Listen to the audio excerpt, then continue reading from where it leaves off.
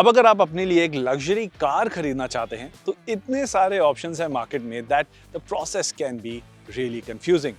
Especially the segment that we are talking about today, there are so many cars vying for that money in your pocket, and you have to choose the right kind of personality for yourself as well. Well, today I have the kind of car that I've spent weeks driving hundreds of kilometers under the belt, and I think the Mercedes-Benz GLC 300 is definitely a car that you should consider before finalizing your choice. Let me tell you why.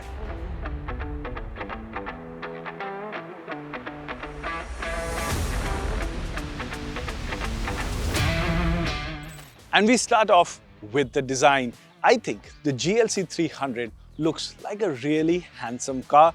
Now, if you want a car to look premium, to look expensive, and you know what I mean, I'm not just talking about the price tag over here.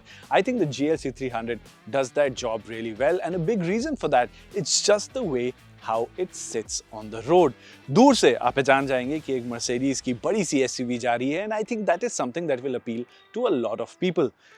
The highlight, of course, is this simplistic face that we see over here. It's not overdone. It doesn't look like Mercedes is trying too hard to look fancy and stand out of the crowd, and I appreciate that. I think this kind of a design language speaks to me. However, one thing that works big time in the car's favor is just the proportions of the car. I think everything is bang on. It doesn't look overly sized. It doesn't look way too compromised in terms of space or presence. I think the GLC 300 hits the mark just right. To give you an idea, you can see this car comes with 19-inch alloy wheels, and just see how well the car adapts to this size of an alloy wheel. I think this one looks really good. However, the best angle of the car has to be from the rear three quarters. This is where the car looks the sportiest, curvaceous, big on size and big on presence. Overall, I really like how the car looks. It may not look outstanding or may not shout for your attention at first glance, but once you absorb it all in, you realize this is a very handsome design language that will age very well.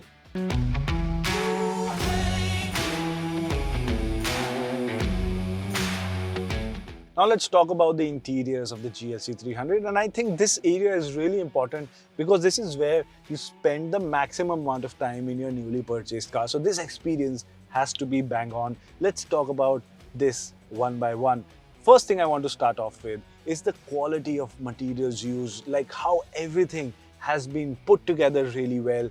This screams premiumness, this screams luxury, it screams that everything has been put together with a lot of thought, and overall it makes the cabin experience feel more expensive than what the car is, and I think that plays a big role in giving this positive experience inside the cabin. Some of the highlights for me has been some of the quality touches inside the cabin, like the seats, for example. This is not something that I usually talk about क्योंकि ये थोड़ा subjective matter है, but here I think this is something I would want to talk about. Really well put together seats. Dashboard भी इसका soft touch है, और ये जो एक gradient यहाँ पर हमें देखने को मिलता है, ये जो element है dash में, I think this looks properly premium, and it is something that makes the cabin stand out and gives it a unique touch. एक जो खास बात मुझे इसकी लगी वो है इसके AC vents का performance. अब खास बात ये है कि ये जो AC vents हैं ये यहाँ पर नीचे नहीं है, और ना ही ये आपके हाथ के पीछे छिपते हैं जब आप गाड़ी चला रहे होते हैं, because they are placed higher up over here, जिसके चलते you get unrestricted airflow, and that is something that you will really appreciate. Like most of the time I drove the car with just myself in it, and I had all these three vents on my face and this right vent on my face as well, so there were four vents giving cool air on my face, and that is something that I really appreciated because I live in a warm climate city like Delhi. So this was a blessing in disguise. What was not, however, is one area where I think Mercedes could have done better is the large panoramic sunroof. Feature wise ये बहुत अच्छा है, बारिश के time पे बहुत अच्छा लगा मेरे को. इतना बड़ा ग्लास रूफ जो हमें ऊपर देखने को मिलता है, which also opens up electrically, but the blind does not block away the sunlight completely, जिसके चलते थोड़ा सा यहाँ से heat हमें feel होता है in peak summer conditions. Thankfully though, the air conditioning system is really strong, so I would say that sort of makes up for it, but I wish the blind would block the light properly.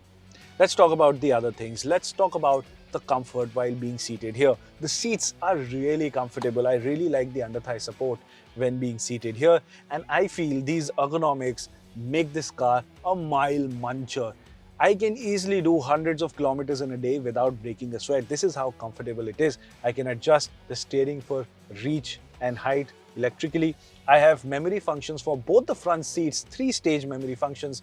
मुझे cooled seats भी मिलती है, ventilated seats भी मिलती हैं और heated seats भी यहाँ देखने को मिलती है. तो peak summer और peak winters दोनों में ये feature मुझे काफी comfortable लगा. All in all, it's a very comfortable place to be in.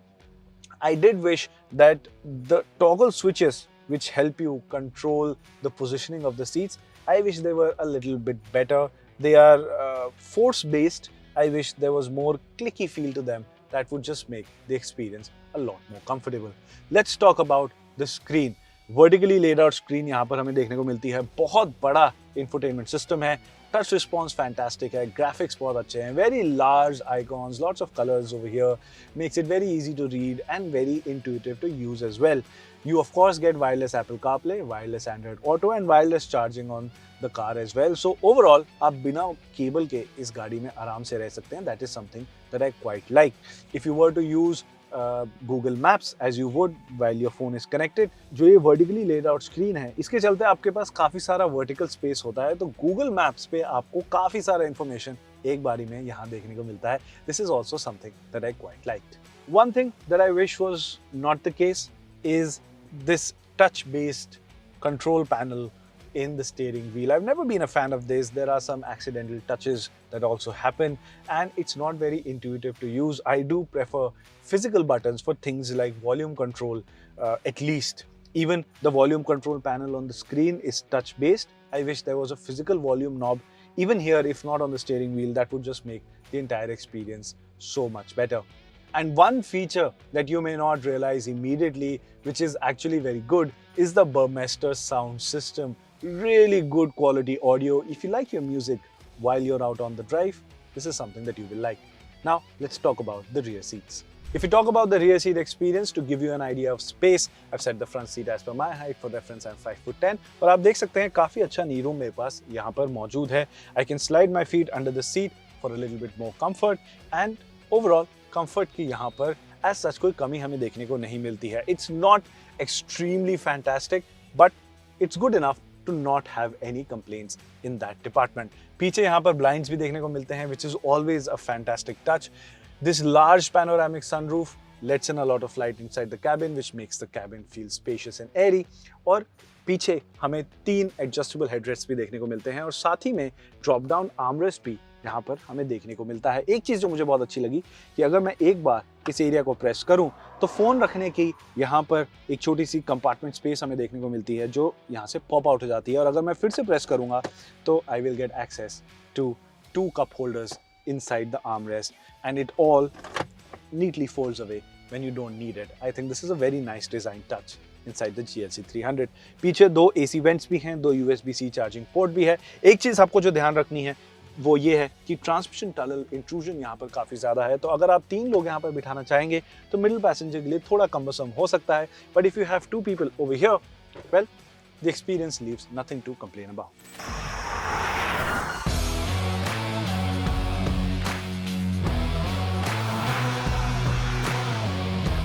Now let's talk about the driving experience, and first and foremost I want to get all the numbers out of the way.